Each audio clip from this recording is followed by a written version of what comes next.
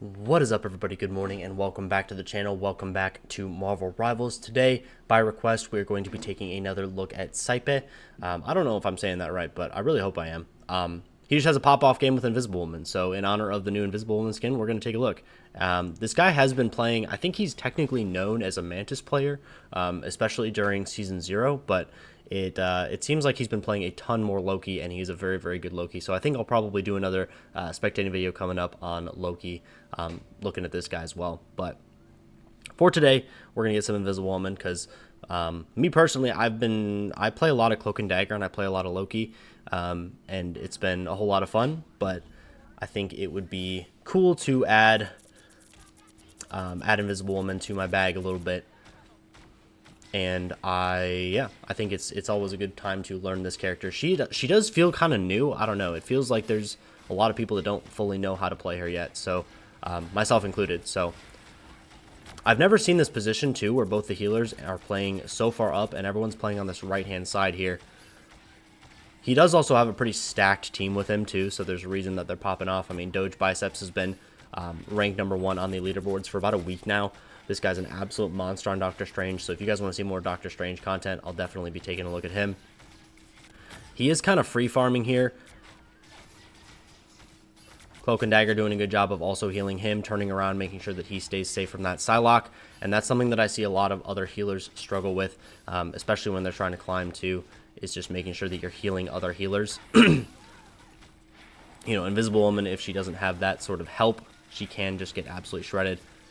Ulting right on top of the healers, making sure that they stay a little bit safe, but there's too much burst damage that comes in there.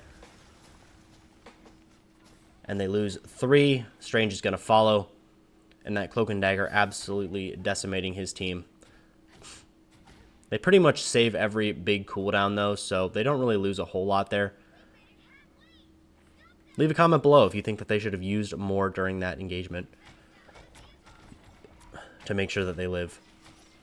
I guess I'll have to go back in the, kind of missed my chance to go back and look and see if, I think he just heard the footsteps behind him. He goes for the blind, the blind pushback. Beautiful ult by the enemy. Doctor Strange here is able to stay alive through the Psylocke ult. Tries to get faded by the, by the Cloak and Dagger, but Hela and Psylocke able to take out 3 members of their team. The Magneto follows. They're going to lose this first point, reset the clock to 4 minutes and 30 seconds. And this is where I think Invisible Woman's weakness really does lie. When she takes a ton of damage, she doesn't have any way to really heal herself if that invisibility gets canceled or something like that. So you really have to rely on other healers to heal you through that. Or you ult defensively, and I think a lot of Invisible Woman players have been forced into the habit of ulting just to save themselves. And to be able to be patient definitely requires you to have a healer that looks at you. So, and this is my first time watching this replay too, so I'm doing this completely live. This is my first kind of gut reactions of this player.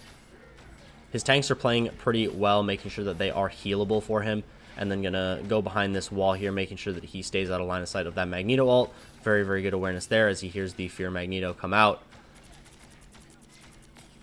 And this hero does really excel when there's a little bit more of a brawl.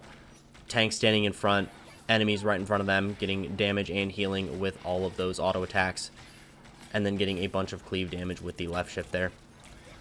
Gets a nice pull on the Doctor Strange here, pulls him into a really, really awkward situation, and her and the Cloak are able to follow up damage. Does use her ult to make sure that they are safe while their backs are turned to the rest of the team.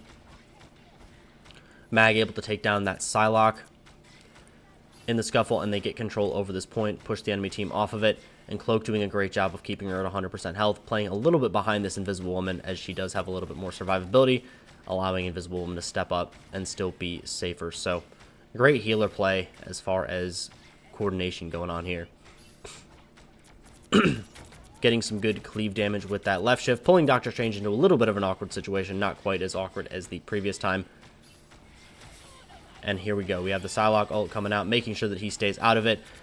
And this time goes way, way better. Beautiful pushback on the Doctor Strange there, making that ultimate pretty much useless. Let's just go back and appreciate that again. That was phenomenal.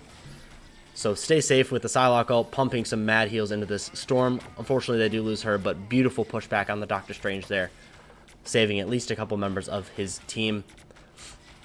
and allowing them to pop this Cloak and Dagger ult, get some counter pressure in. Mag gets a kill. Here's the Psylocke behind him. Pulls her out of stealth. This guy's just a demon. I don't know. That was just a beautiful sequence of events.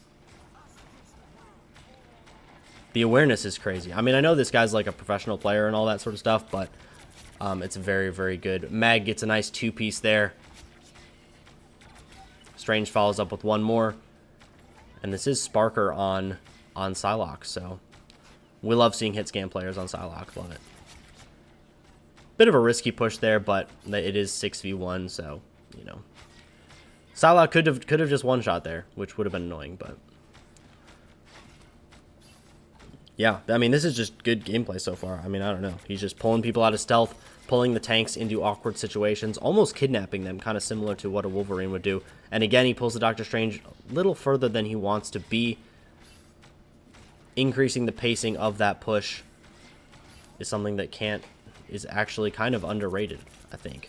That's just something I've really only noticed this game, so that's pretty cool. Pulls the Strange again, and getting some great cleave with that Hela and the Strange being stacked on top of each other, and then pulling the Mag, making sure that he can't escape. So using his E right click more than his left click, not the push back. I do see a lot of newer Invisible Woman players, and this does include myself, using a lot more of the push back than the pull in, kind of worrying that you're gonna you know, hurt your team by pulling someone into them. There is kind of a fear aspect there, but it ends up working out really, really well. His team does a lot of good follow-up damage, and the Cloak and Dagger on the enemy team does ult here. Magneto ult from the enemy team going to come in. Hopefully Cloak and Dagger is going to be able to survive. They get a nice block there. Trade the kill back on the Cloak and Dagger, and they see the Invisible Woman in the sky, pull her back, and that was, again, a beautiful pull in. Let's just go back and rewatch that again. So they do survive this Cloak and Dagger. They block the Magneto ult. And as the Invisible Woman tries to double jump out of there, she gets pulled back in. No way to get away without that double jump. And Psylocke ult comes in, is able to commit Invisible Woman ult for that big DPS cooldown. His team is able to stay very, very safe, and they hardly blow anything in that engagement. I mean, both support ults are technically used, but they do trade support ults, and they still have 4 ults available, so it's going to be a very, very dominant round.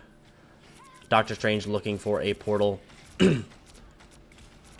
And portaling right on top of the enemy Doctor Strange, getting a nice Eye of Agamotto there, stunning him before he can place a portal down.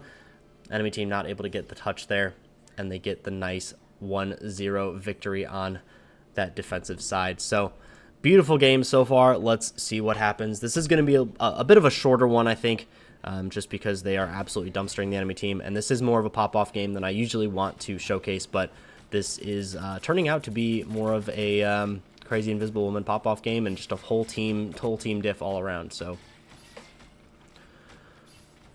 if you want to see more pop-off games too, let me know in the comments. If you guys want to see more stuff that's a little bit more one-sided, or, you know, kind of montage material of a specific person, let me know. I usually try and pick something that's a little bit more even, but just because I think it's more fun to see a little bit more back and forth and a tighter game, even though we know that it all works out in the end.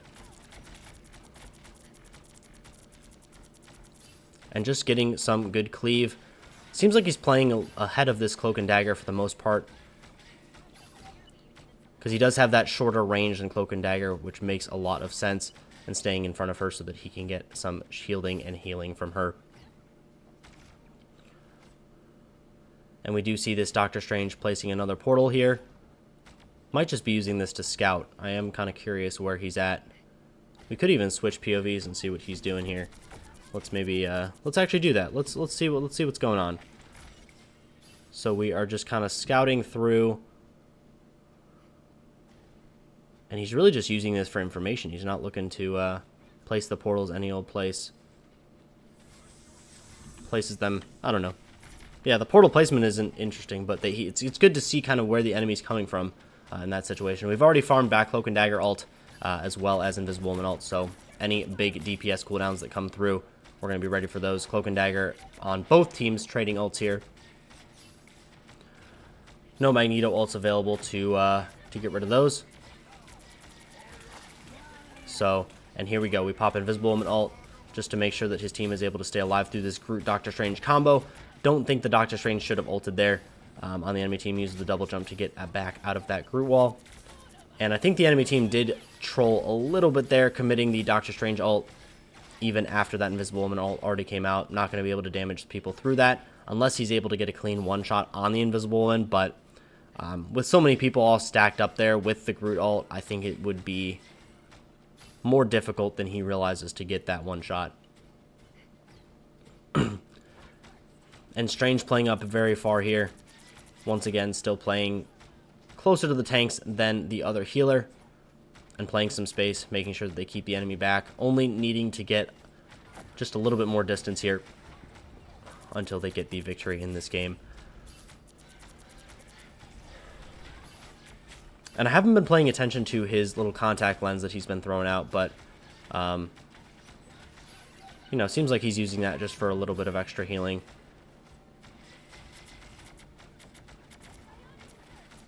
Not canceling that too much either. He's just kind of throwing it out and forgetting it, and then getting most of his healing and his damage from those auto attacks.